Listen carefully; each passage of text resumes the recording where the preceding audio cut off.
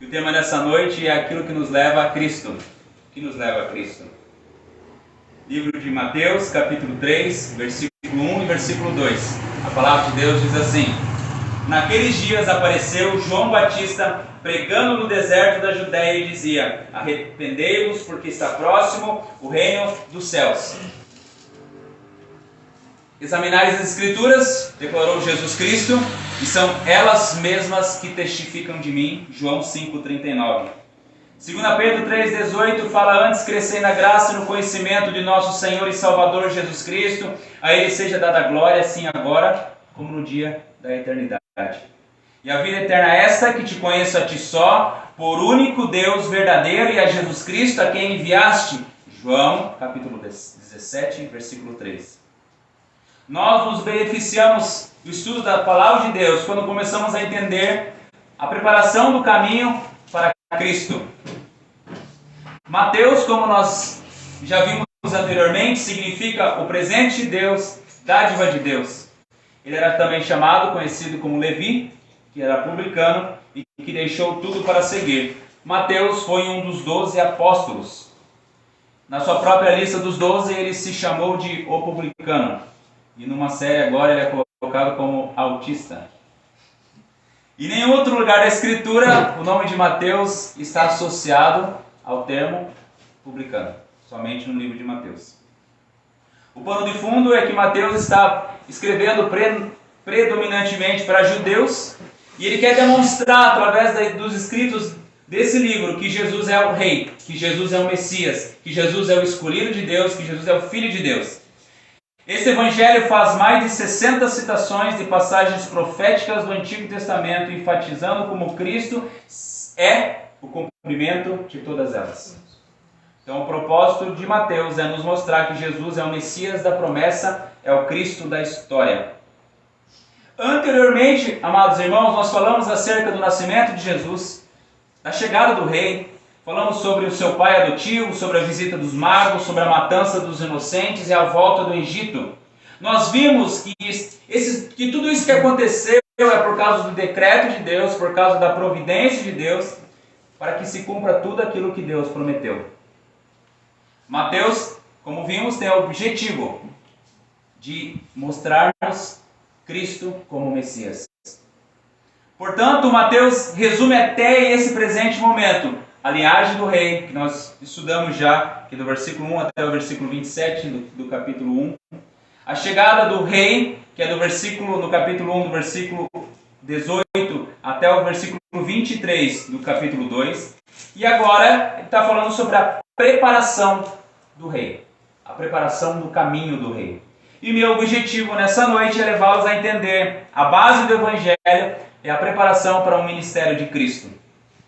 O versículo 1 começa nos dizendo assim: Naqueles dias apareceu João Batista.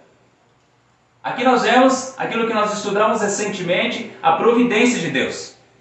Sempre quando Deus decreta que algo aconteça, Ele providencia os meios para que isso aconteça. Nós vemos aqui até uma palavra, apareceu João Batista.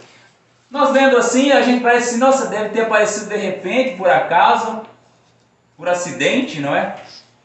Mas nós sabemos que não foi dessa forma. Deus determinou que naquele tempo João Batista estaria naquele lugar, daquela forma, naquele momento, pregando essa passagem. Então João Batista apareceu porque o propósito de Deus decretou que isso acontecesse. E aquilo que Deus determina, Ele cumpre, Ele realiza.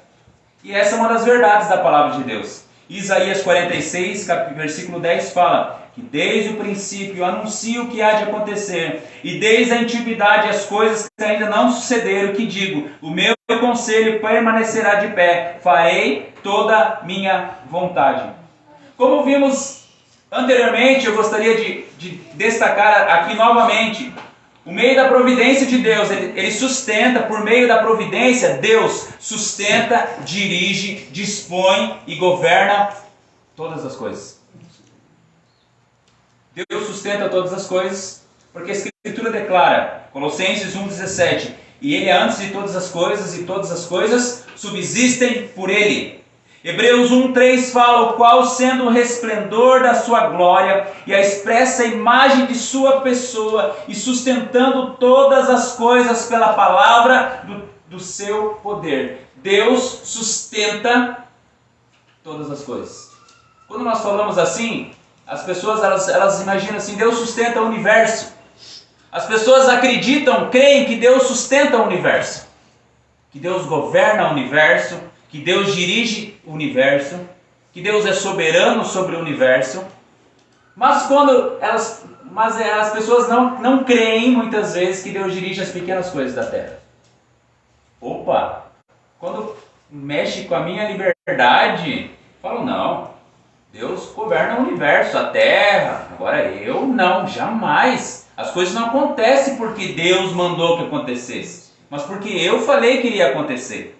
Mas nós vemos, e é uma verdade da Escritura de Deus, que Deus sustenta todas as coisas. E que Deus dirige todas as coisas, como a Escritura nos declara em Daniel capítulo 2, versículo 20 e 21. Falou Daniel dizendo: seja bendito o nome de Deus, de eternidade a eternidade, porque dele são a sabedoria e a força. E ele muda os tempos e as estações, ele remove os reis e estabelece os reis, ele dá sabedoria aos sábios e conhecimento aos entendidos. Então aqui nesse texto nós vemos que Deus que dirige tudo, todas as coisas, os tempos. Estava sol, quente, calor. Deus pode fazer assim: chuva, frio. Deus sustenta as estações. Ele remove também políticos e substitui eles. Ele remove governantes, ele faz tudo conforme o seu propósito, conforme o seu desejo.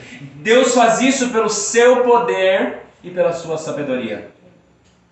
Muitas pessoas dizem que Deus está reagindo aos acontecimentos e vai moldando conforme os acontecimentos. Não é o ensinamento da palavra de Deus.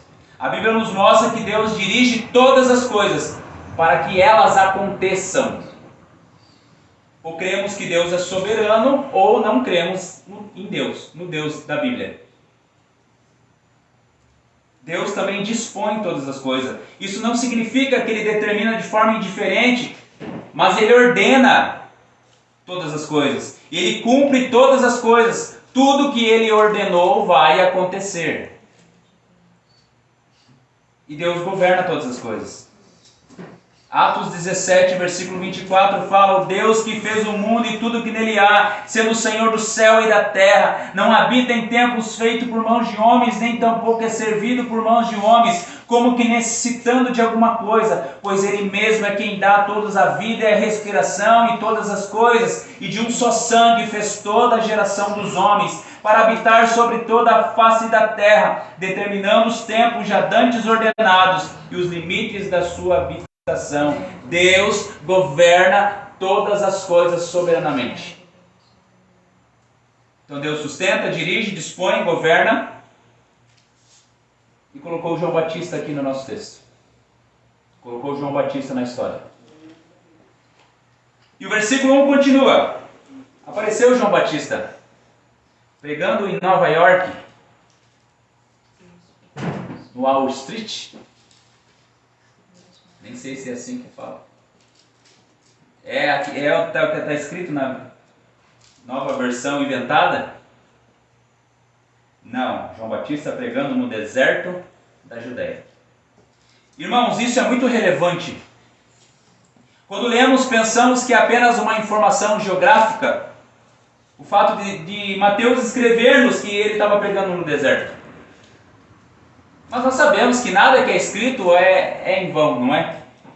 Quando entendemos a realidade do primeiro século, o cenário religioso, nós vemos que a ideia de pregar no deserto é uma conotação muito mais voltada para as ações proféticas. Quando lemos o Antigo Testamento, o deserto tinha um papel muito importante.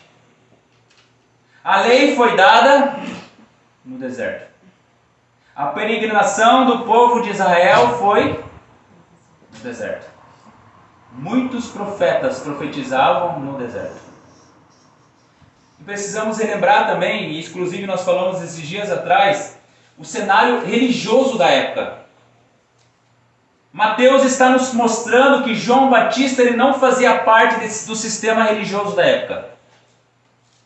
Nós vimos num sermão, na casa da irmã Miriam, inclusive, acerca da corrupção generalizada da religião judaica.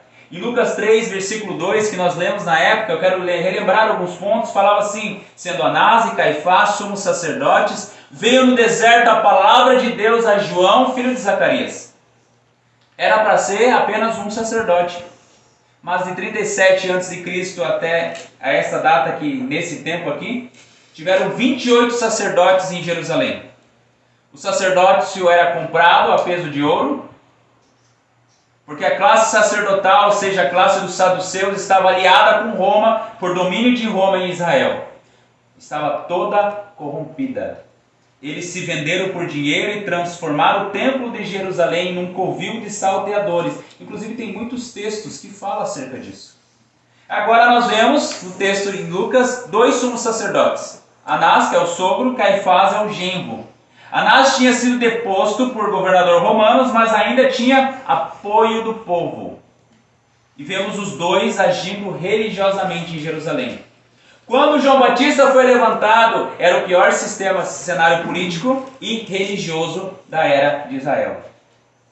Portanto, meus irmãos, o leitor do primeiro século entenderia que o fato de João Batista pregar no deserto era uma demonstração de que João Batista era profeta. Assim como foram os profetas no Antigo Testamento. E que ele também não fazia parte do sistema religioso corrompido do judaísmo. Então esse detalhe aqui na palavra de Deus, ele é muito importante. E qual que é a mensagem? Versículo 1 e 2 fala: pregando no deserto da Judéia, ele dizia.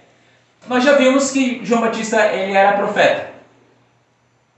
E ele sendo profeta, ele tinha uma mensagem para ser pregada. Qual que era essa mensagem? Arrependimento.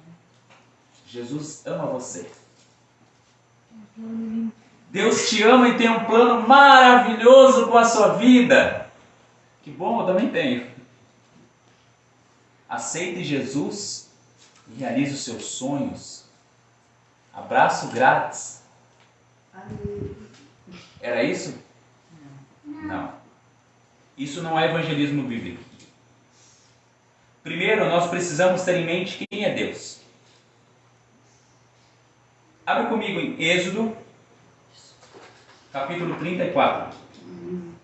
Êxodo, capítulo 34. Êxodo é o segundo livro da Bíblia. Êxodo, capítulo 34.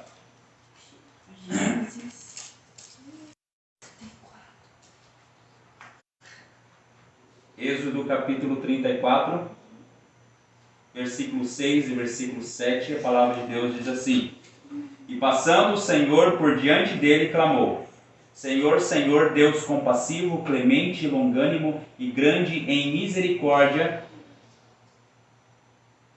e fidelidade, que guarda a misericórdia em 1000 gerações, que perdoa a iniquidade, a transgressão e o pecado, ainda que não inocenta o culpado, e visita a iniquidade dos pais nos filhos e nos filhos dos filhos até a 3ª e 4ª geração. Senhor, Senhor Deus compassivo, clemente, longânimo, grande em misericórdia e fidelidade, que guarda misericórdia em 1000 gerações, que perdoa a iniquidade, a transgressão e o pecado, mas não inocenta o culpado. A Bíblia nos mostra que Deus ele é santo, santo, santo. Enquanto nós não temos em mente isso, jamais nós vamos entender o padrão bíblico do evangelismo. Deus ele é transcendente. Ele está muito acima, ele está... não conseguimos explicar o quanto que ele está acima de nós, sobre a criação. A Bíblia nos mostra um Deus que ele é totalmente santo. A santidade de Deus ela é intrínseca, ela é inerente, ela não tem como ser explicada. A santidade não é meramente algo que Deus decide ser ou fazer, mas é a essência da sua própria natureza, porque Deus ele é santo. Deus não está santo, ele é santo. Para que ele deixe de ser santo, ele teria que deixar de ser Deus. É importante nós destacarmos que na literatura hebraica, a repetição era utilizada para dar ênfase. Tem até exemplo lá, em verdade vos digo. Por quê? Quer dar ênfase na verdade, que aquilo ali é verdade. E a Bíblia, o único atributo de Deus, que é declarado 3 vezes, é Deus é amor, amor e amor. Não. Deus é santo, santo, santo. Mostra que Deus é absolutamente e infinitamente santo. A santidade é o fundamento de tudo que Deus faz. O amor de Deus, ele é santo. O amor de Deus não pode ser pecaminoso. A bondade de Deus é santa. Então, em primeiro lugar, precisamos ter em mente quem é Deus. E o quanto que ele é santo, santo, santo. E daí nós vamos para o versículo 2. De Mateus capítulo 3. Ele começa dizendo: arrependei-vos. Arrependimento na língua grega é metanoel. Significa mudar de ideia. Na ideia popular é pedir desculpa por alguma coisa. Na ideia literal de arrependimento, de arrepender-se, é mudar de mente, que é o contexto que muitas vezes nós temos. Mas eu quero que você entenda, irmãos, que isso é muito mais profundo. No contexto do Novo Testamento, é o mesmo contexto do Antigo Testamento. No Antigo Testamento, o arrependimento estava envolvido em retornar à aliança. Veja comigo em Êxodo capítulo 19. Êxodo capítulo 19.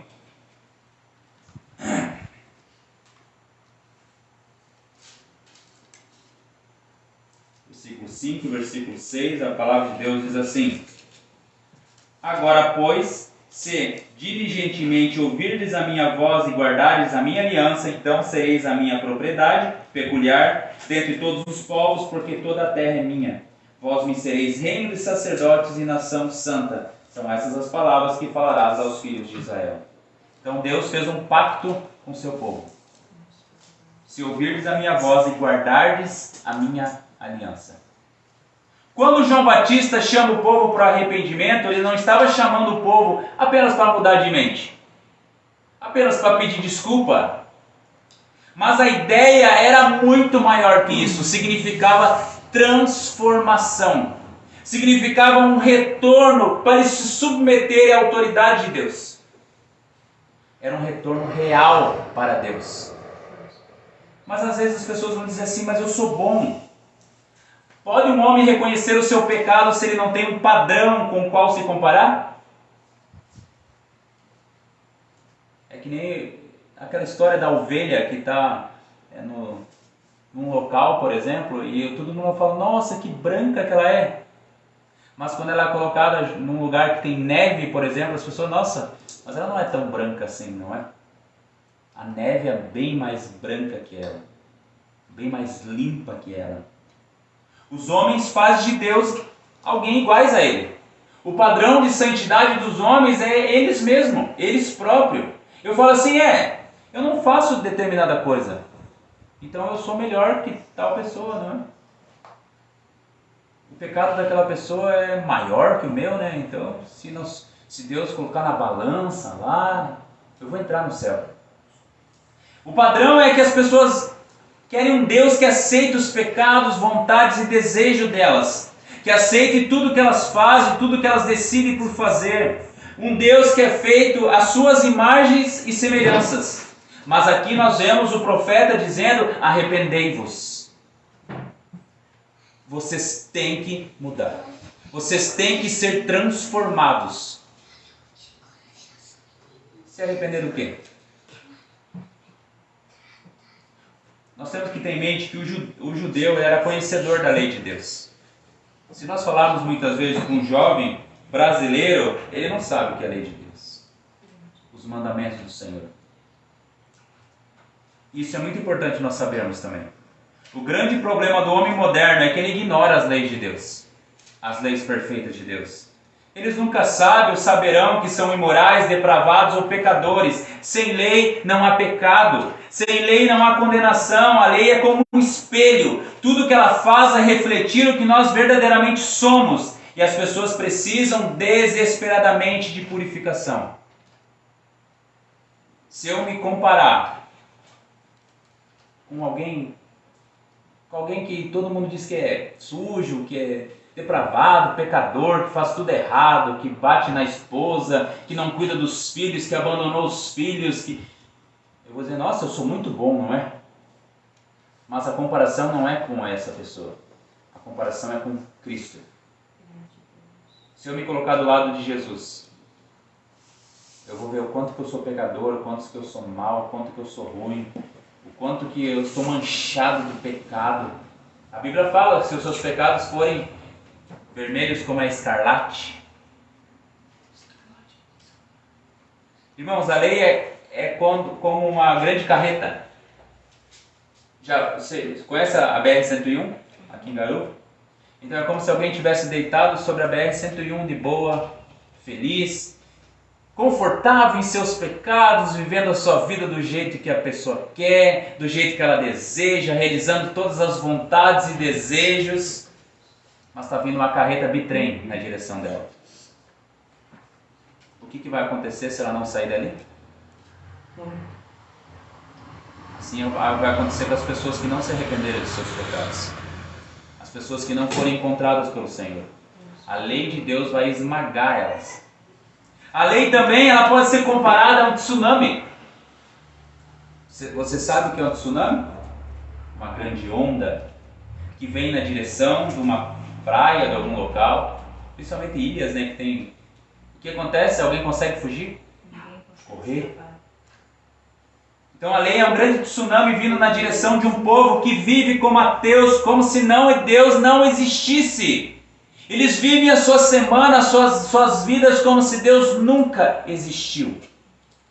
E é por isso que do clamar do profeta dizendo: arrependam-se. Vocês precisam se arrepender. O reino de Deus está próximo. E ele está dizendo em alta voz: será que a lei não é suficiente para convencê-los dos seus pecados? Será que vocês não estão vendo que estão provocando a ira implacável de Deus? Vejam, abram os olhos, abram suas mentes e corações. Será que vocês nunca transgrediram os 10 mandamentos? Vocês buscam a Deus e o amam de todo o coração, em todos os momentos? Será que vocês nunca fizeram ídolos para si? Nunca confiaram mais em governos, em emprego, em dinheiro ou amigos? Será que você nunca mentiu? Quem mente é o quê? Ah, mas foi apenas uma mentira. Pouca coisa. Quem mente é o quê? Mentiroso. Será que você nunca cobiçou nada do seu próximo? Será que nós nunca ficamos ansiosos de forma a pecar contra o Senhor? Se realmente vocês entendem isso, a Bíblia fala: se arrependam. Qual que é a função da lei? Spurgeon ele fala assim: nem a lei dos judeus, os 10 mandamentos, nem suas leis cerimoniais tinham a intenção de salvar qualquer pessoa. Por meio de simbolismos elas abriam o caminho da salvação, mas elas mesmas não eram o caminho. A lei era um mapa, não o país em si. Um modelo de caminho, mas não o caminho propriamente dito. Sem a lei de Deus nós não precisaríamos de Cristo. Quem que iria falar para mim que se eu mentisse estaria errado? Sem uma lei. A lei é como se fosse aqueles radar da BR lá, que alguém passa a 120 por hora num radar de 80. O que acontece? Leva multa. E qual que é a prova? A foto, o vídeo. Não é? Gálatas 2, 15 e 16 fala: nós, judeus de nascimento e não gentios pecadores, sabemos que ninguém é justificado pela prática da lei, mas mediante a fé em Jesus Cristo. Assim nós também cremos em Cristo Jesus para sermos justificados pela fé em Cristo e não pela prática da lei, porque esta prática da lei ninguém será justificado. A lei ela deve nos levar a Cristo. Se buscarmos cumprir a lei por obrigação, assim como fazem muitas religiões, inclusive a Igreja Romana, cumprindo dogmas e outras coisas, falharemos como cristãos. Não buscamos agradar a Deus por obrigação, mas sim por amor. Se vocês me amam, vocês guardarão os meus mandamentos. Se você me ama, Josué, você vai lavar a louça. Com ódio Não tá de brincadeira. Não é obrigação. Veja, não é? Tudo o que fazemos deve ser para a glória de Deus. Olhe para Cristo, viva para Ele. É como nós temos repetido várias vezes: viva todos os dias para o Senhor. Todos os dias, faça todos os dias como do Senhor. Ore em todo o tempo, estuda a palavra de Deus continuamente. Uma palavra que Deus me deu uma vez é: viva para a glória de Deus e sempre terás motivo para viver. Porque quantas vezes nós nos pegamos desanimados, desamparados, e nós olhamos para Cristo e falamos: não, eu vou fazer para Ti, Senhor, para a Tua glória. E sobre a lei, a Gálatas 3:24 fala que assim a lei foi o nosso tutor até Cristo, para que fôssemos justificados pela fé. Nós jamais conseguiríamos cumprir a lei de Deus, mas Cristo satisfez a lei de Deus. Ele se fez propiciação, Ele foi colocado no nosso lugar, e hoje nós temos acesso a Deus por causa de Cristo. Ao iniciar a pregação e arrepender-se, João Batista está lembrando o povo que eles tinham quebrado o pacto que eles tinham feito com Deus. Era a mesma coisa eu ter feito um pacto, não vou fazer tal coisa, eu vou viver assim, tal, contigo. Faz uma aliança, um pacto, tal, e de repente, do nada, acabou o pacto. Êxodo 19 que nós lemos, fala desse pacto. Ouvirdes a minha voz, guardarás a minha aliança, os meus mandamentos, viver para a minha glória. Não fizeram nada disso. Outros ídolos, outros deuses, outra confiança em outra maneira de viver. Pegaram a lei e abraçaram como se ela fosse salvar. Nós não precisamos de Deus, nós temos a lei. A aliança de obedecer os mandamentos de Deus e de serem um povo santo e separado tinha sido quebrada. Portanto, o povo de Israel estava fora de curso, estava vivendo a parte do pacto que eles tinham feito com Deus. Eles estavam seguindo outro Deus. Alguns até pareciam estar cumprindo, mas o coração deles não estava com Deus. Quem cumpre os mandamentos de Cristo por obrigação não o ama, como nós falamos. Tem muitos que lotam as igrejas aos domingos, mas o coração deles não está lá. Muitos se dedicam à leitura da Bíblia, mas por obrigação, para procurar algum erro, algum defeito, não é? Não é porque eles amam o Senhor. Há pecados até nas coisas boas que nós fazemos. Servir a Deus é um ato de amor, não um ato de obrigação. O mesmo sentido se dá do amor à esposa, filhos e irmãos, não é? Às vezes a minha esposa, a Leia, ela me pede algo, por exemplo, leva o lixo lá fora. Eu respondo, eu tenho aqui, né? Eu falo brincando. Mas se esse sentimento fosse verdadeiro, eu estaria falhando e pecando contra Deus. Porque nós não devemos fazer as coisas por obrigação, mas por amor. Deus olha o nosso coração, a nossa mente, sentimentos e intenções. Quantas vezes nós vamos fazer alguma coisa e a gente fica bravo? Irritado? Nós estamos agradando a Deus fazendo isso? Não estamos agradando a Deus. O grande problema é que vemos apenas a superfície dos pecados. Não vemos a raiz enorme que o pecado tem. Muitas vezes nós olhamos, não, mas eu não cometo tal pecado, não é? Não tem problema, não é errado isso que eu estou fazendo. Mas é um exemplo disso, é que nem a árvore que uma vez eu plantei na frente da minha casa. Ela era tão bonita, ela dava sombra, ela era maravilhosa, mas a raiz dela era enorme. Ela estava derrubando o meu muro. E ela ia derrubar a minha casa. Assim, muitos pecados que nós deixamos eles rolar picadinho, mas a raiz dele é enorme. Uma hora ou outra ele vai nos derrubar. Versículo 2 continua. Agora ele fala do reino dos céus. Arrependei-vos, porque está próximo o reino dos céus. Deus não reina eternamente sobre todas as coisas, desde quando ele criou o mundo? Sim. Os judeus, irmãos, eles esperavam o Messias que tomasse o governo de Roma. Esperavam que Jesus reinasse politicamente. Alguns ainda acham isso, não é? Deus vai tomar os governos do mundo, vai ficar tudo bem, vai ficar tudo... Não. Eles pensavam que seria um rei político, um rei maior, melhor do que Davi. Não era o propósito de Deus. O propósito de Deus é salvar um povo para si, renovar o mundo para esse povo.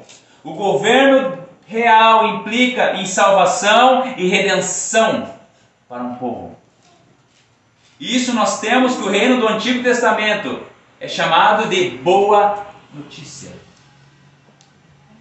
Em Jesus e através dele, Deus, o Rei, vem ao mundo de um jeito novo para estabelecer o seu governo salvador. As Escrituras já nos mostraram e nos mostram que todo governo político nessa terra é passageiro. Todos passaram. Davi, Salomão, Herodes o Grande, que nós falamos recentemente. Presidentes dos Estados Unidos, por mais gigantes que eram, já passaram. Mas esse reino dos céus veio nos trazer algo muito maior. Salvação. Qual que é o maior problema do ser humano? O que causou todo esse caos e sofrimento e dor? Pecado. Todos estão mortos em transgressões e pecados. Todos pecaram e destituídos estão da glória de Deus. Todos são escravos do pecado e da morte. Daí vem um governo que vai reinar sobre todos, governo político. Vai dar alimento para você, segurança, roupa, calçado, salário bom. Adianta alguma coisa? Mas veio o Salvador, o Redentor, o Messias, que nos libertará do império das trevas. E aqui nós vemos o reino dos céus. Ele nos libertou do império das trevas e nos transportou para o reino do Filho do seu amor, no qual nós temos a redenção, a remissão dos pecados. Você pode ter a melhor casa, o melhor carro. Você pode ser bilionário, milionário. Se você não tiver Jesus, você não tem nada. Cristo é o grande Rei eterno. Primeiro, Ele estabeleceu o seu reino no coração do seu povo, nos relacionamentos, mediante o triunfo sobre o pecado. Ele derrotou Satanás, Ele derrotou a morte. Depois, pelo exercício do seu reinado, Ele reuniu um povo para si, em congregações, que vivem como cidadãos fiéis do reino, que não é desse mundo. Nós não sabemos quantas pessoas aqui em Itapuã são salvas pelo Senhor. E essas pessoas fazem parte desse reino. Então Cristo, depois pelo exercício do reinado, Cristo virá pela segunda vez. Mas agora de forma completa. E o seu reino será estabelecido num novo céus e numa nova terra. Irmãos, 2 versículos que nos trazem verdades maravilhosas. Provisão de Deus. Evangelismo de acordo com a Bíblia. Evangelho de Cristo. O deserto como bênção. Arrependimento verdadeiro e o reino dos céus. A palavra de Deus tem verdades preciosas em todos os versículos, capítulos e livros. E como nós temos visto, esta deve nos levar até Jesus. Temos que ter em mente que tudo que foi escrito para nós, para nos exortar, para nos ensinar, para nos corrigir. E principalmente para nos levar ao Messias, ao Rei dos Reis, ao Senhor dos Senhores, ao grande Salvador. Ao estudarmos o Evangelho de Mateus, nós temos que aprender sobre os ricos conhecimentos da Palavra de Deus. E nós temos que nos deliciar nas verdades aqui apresentadas. Mas nós não devemos ser que nem papagaios. Ontem nós estávamos falando sobre papagaios. Papagaios repetem sem entender nada do que fala. Eles não entendem nem o que fala para ele. As pessoas acham que papagaios são inteligentes, que eles sabem o que dizem. Mas na verdade essas pobres aves não sabem o que estão falando. Não sabem nem o que falam para ela. Elas são apenas condicionadas a repetirem. Irmãos, como igreja de Jesus, não podemos ser assim. Precisamos crescer, amadurecer, ter discernimento sobre aquilo que ouvimos e sobre aquilo que lemos. 2 Timóteo 3, 16 e 17 fala: toda a escritura é inspirada por Deus e útil para o ensino, para a repreensão, para a correção, para a educação na justiça, a fim de que o homem de Deus seja perfeito e perfeitamente habilitado para toda boa obra. E para aqueles que não se chegaram a Deus, está escrito em Mateus capítulo 3, versículo 2: arrependei-vos porque está próximo o reino dos céus. Deus abençoe, amados irmãos.